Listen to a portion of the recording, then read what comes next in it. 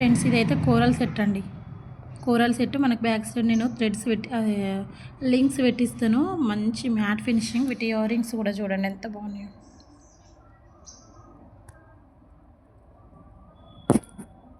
With ear tops ఎంత క్లియర్గా ఉంది చూడండి, ఒకసారి మీకు అర్థమవుతుంది ఎంత బాగుంది చూడండి. సూపర్ క్వాలిటీ, ప్రైస్ కూడా చాలా రీజనబుల్ ప్రైస్.